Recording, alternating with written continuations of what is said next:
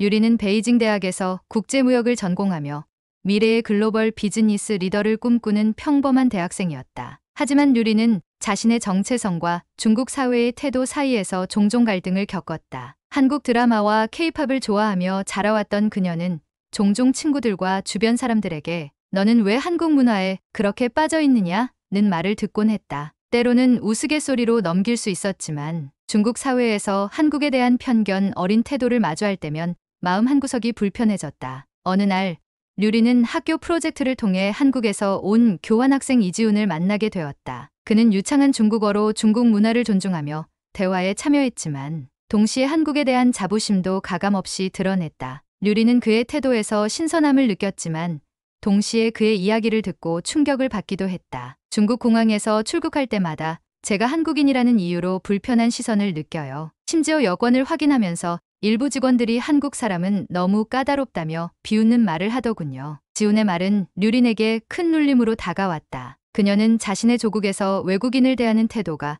이렇게까지 무례할 수 있다는 사실에 부끄러움을 느꼈다. 더 놀라운 것은 지훈이 말한 당시의 상황이었다. 그는 베이징 공항에서 출국 절차를 밟는 중 몇몇 직원이 그의 여권을 보며 나누던 대화를 이야기했다. 한국 사람들은 너무 예민해. 왜 항상 특별 대우를 요구하지? 라는 말은 류린에게 충격적이었다. 더구나 지훈은 그 상황에서도 침착함을 유지하며 직원들에게 조용히 말했다. 저는 한국인이지만 여기 있는 모든 분들을 존중합니다. 제게도 같은 존중을 기대합니다. 그 말에 주변은 조용해졌고 직원들은 어색한 미소로 상황을 정리했다. 류리는 지훈의 태도와 대처를 보며 한국인들에 대한 새로운 시각을 가지게 되었다. 동시에 그녀는 자신의 조국에서 벌어진 그 상황에 대해 깊이 고민했다. 왜 우리는 스스로를 중심에 두고 다른 문화를 비판하려 할까? 그 사건 이후 지훈은 류린에게 권유했다. 류린, 한국에 와서 직접 경험해보세요. 제가 한국에서 경험했던 것들과 중국에서 느꼈던 것을 비교하며 더 넓은 시야를 갖게 될 거예요. 류린은 처음에는 망설였지만 자신의 시야를 넓히고 새로운 문화를 직접 경험할 기회를 놓치고 싶지 않았다. 그녀는 가족과 친구들에게 말했다. 한국으로 여행을 떠나보려고 해요. 그 나라가 어떻게 우리와 다르고 또 비슷한지 직접 느껴보고 싶어요. 비행기를 타기 전날 밤 류리는 자신에게 다짐했다. 이번 여행은 단순한 관광이 아니라 나 자신을 변화시키고 더 넓은 세상을 이해하는 여정이 될 거야. 류리는 인천공항에 도착하자마자 한국에 대한 첫인상을 강렬하게 받았다. 공항 내부는 깨끗하고 정돈되어 있었으며 출국장과 입국장은 효율적으로 운영되고 있었다. 그녀는 출입국 심사를 위해 줄을 서며 과거 중국 공항에서 봤던 긴 줄과 혼란스러운 분위기를 떠올렸다. 여기선 모든 것이 부드럽게 진행되고 직원들은 미소를 띤 채 업무를 처리하고 있었다. 공항에서 나오자마자 그녀는 대중교통 시스템의 편리함에 감탄했다. 지훈이 그녀를 마중 나와 공항철도를 이용해 서울 시내로 이동하면서 그녀는 지하철 시스템이 시간표에 맞춰 정확히 운행되는 모습을 보았다. 중국에서도 대도시에는 지하철이 있지만 이렇게 정교하고 체계적이지는 않아요. 그리고 무엇보다 청결하네요. 류리는 고개를 돌릴 때마다 발견되는 새로운 것들에 흥미를 느꼈다. 지훈은 그녀에게 서울의 대중교통이 어떻게 시민들에게 편리함을 제공하는지 설명하며 자부심을 드러냈다. 서울 시내에 도착한 후 지훈은 그녀를 한식당으로 안내했다. 그녀는 메뉴를 보고 놀랐다. 한식은 그녀가 중국에서 먹던 음식과는 완전히 달랐다. 다양한 반찬이 나오는 방식과 맛에 좋아하는 그녀에게 신선한 경험이었다. 김치가 이렇게 다양한 맛을 낼 수 있다니요.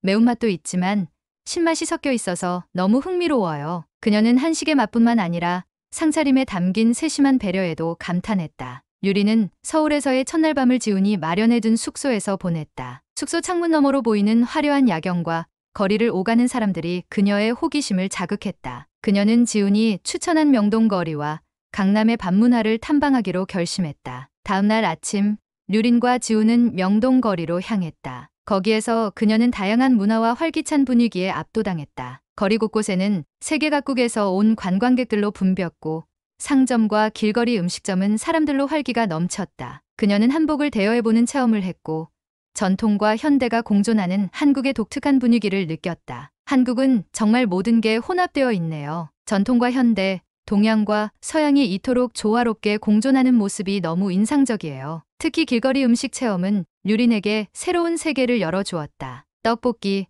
호떡, 순대 같은 음식들은 그녀에게 강렬한 인상을 남겼다. 매운 떡볶이를 먹으며 눈물을 흘리면서도 웃음을 멈추지 못한 그녀는 이렇게 말했다. 이건 맛있는 고통이네요.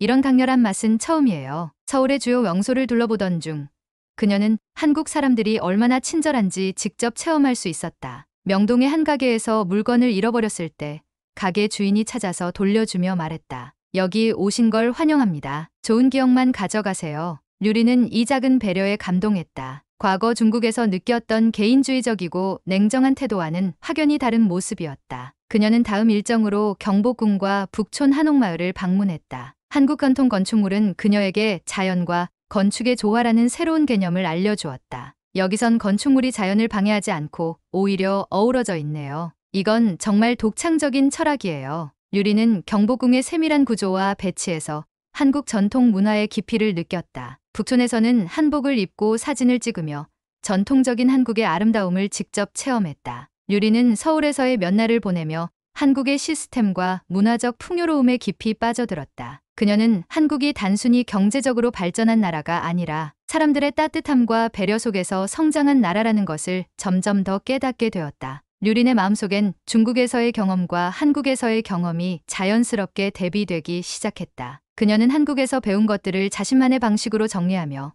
앞으로의 여정이 어떻게 펼쳐질지 기대했다. 한국은 제가 상상했던 것보다 훨씬 특별한 나라예요. 여기서 배울 수 있는 건 단순한 문화 이상의 무언가예요. 류리는 한국에서의 생활이 점점 익숙해지면서 한국 문화와 사람들의 다양한 면모를 체험했다. 그녀는 지훈과 함께 한국의 유명한 전통 예술 공연을 관람하러 갔다. 공연은 판소리와 사물놀이로 구성되어 있었고 공연이 시작되자 류리는 무대에서 울려 퍼지는 북소리에 온몸이 전율했다. 이건 단순한 음악이 아니에요. 한국인의 삶과 역사를 노래로 담은 예술이에요. 공연이 끝난 후 그녀는 무대 뒤에서 직접 공연자들을 만나 그들의 열정과 헌신에 대해 이야기를 들으며 깊은 감동을 받았다. 어느 주말 류리는 지훈의 추천으로 강릉으로 여행을 떠났다. 경포대에서 바다를 바라보며 한국의 자연이 가진 아름다움에 매료되었다. 한국의 자연은 인간과 함께 살아 숨쉬는 것 같아요. 여기에선 시간이 느리게 흘러가는 느낌이에요. 그녀는 강릉의 전통가옥에서 하룻밤을 보내며 한국의 전통가옥이 단순히 머무는 공간이 아니라 자연과 조화를 이루는 삶의 방식임을 깨달았다. 또한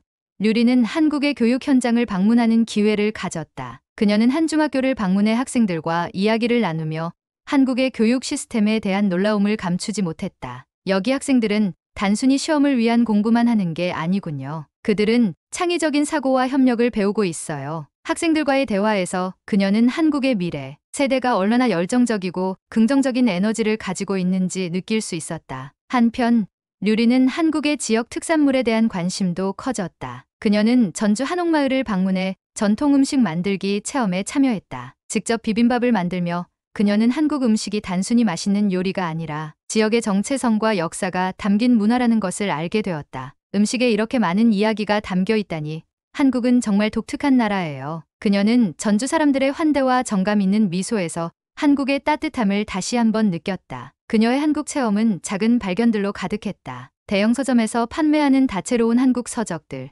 카페 거리에서의 여유로운 분위기, 그리고 밤이 되면 환하게 빛나는 남산타워의 모습까지. 한국은 단순히 발전된 나라가 아니라 그 발전 속에서 사람들의 삶의 질을 고려하는 나라예요. 류리는 이제 한국이 단순히 그녀에게 흥미로운 여행지가 아니라 삶을 새롭게 바라보게 해주는 배움의 공간임을 깨달았다. 그녀는 한국에서 경험한 모든 것들이 자신의 세계관을 확장시키는데 큰 영향을 미쳤다고 느꼈다. 한국은 단순히 경제적으로 성공한 나라가 아니라 사람들에게 영감을 주는 곳이에요. 이런 나라에서 배울 수 있는 기회가 주어진 것이 정말 감사해요. 류리는 이제 한국과 중국의 다른 점을 넘어 서로를 이해하고 배울 점이 많은 두 나라가 될 수 있다고 생각하기 시작했다. 맞습니다. 주인공 이름을 다시 류린으로 설정해서 수정해 드릴게요. 한국에서의 여정은 류린에게 단순한 여행이 아니었다. 그것은 그녀에게 새로운 시각과 깨달음을 주는 소중한 시간이었다. 류린은 서울의 화려한 야경과 정돈된 거리를 걸으며 한국이라는 나라가 단순히 경제적 성공을 이룬 국가가 아니라 사람, 문화, 그리고 기술이 어우러져 만들어진 특별한 곳임을 깨달았다. 지하철역에서 도움을 준 낯선 한국인의 따뜻한 미소, 밤늦은 시간에도 안전하게 거닐 수 있는 거리, 그리고 어디서나 접할 수 있는 효율적이고 친절한 서비스는 유린의 마음을 사로잡았다. 특히 남산타워에서 내려다본 서울의 전경은 그녀의 가슴 깊이 남았다. 한국은 그녀가 상상했던 것 이상의 나라였다. 유리는 한국에서의 경험을 통해 자신과 주변 사람들이 한국을 향해 가졌던 선입견을 부끄럽게 여겼다. 과거 그녀와 친구들이 한국인을 바라보며 내뱉었던 비난과 편견이 얼마나 얕은 이해와 무지에서 비롯되었는지 깨달았다. 한국에서 만난 사람들은 그녀의 과거를 묻지도 가볍게 판단하지도 않았다. 그들은 단지 그녀를 한 사람으로 존중하며 따뜻하게 맞아주었다. 한국은 진정으로 특별한 나라였어요. 이제 저는 이곳에서 배운 것을 제 나라에 가져가고 싶어요. 유리는 다짐했다. 공항으로 돌아가는 길, 그녀는 처음 한국행 비행기에 올랐던 날을 떠올렸다. 비행기 창문 밖으로 보이는 한강과 서울의 모습은 이제 그녀에게 더 이상 낯설지 않았다. 오히려 그녀는 이 도시의 일부가 된 것 같은 감각에 휩싸였다. 유리는 중국으로 돌아가 한국에서의 경험을 사람들에게 전하고 오해와 편견을 바로잡는 데 힘쓰기로 결심했다. 그리고 다시 한국을 방문해 더 많은 것을 배우고 그곳에 기여할 수 있기를 소망했다. 이제 그녀의 여정은 끝이 아니라 새로운 시작이었다. 한국은 그녀에게 단순한 여행지가 아니라 삶의 방향을 제시해준 특별한 나라로 영원히 남을 것이다. 유리는 비행기 안에서 한국에서의 순간들을 떠올리며 눈을 감았다. 그녀는 자신에게 약속했다. 이 경험을 바탕으로 더 많은 사람들과 연결되고 더 넓은 세상을 만들어 가겠어. 그녀는 미소를 지으며 혼잣말했다. 다시 만날 날이 오겠지.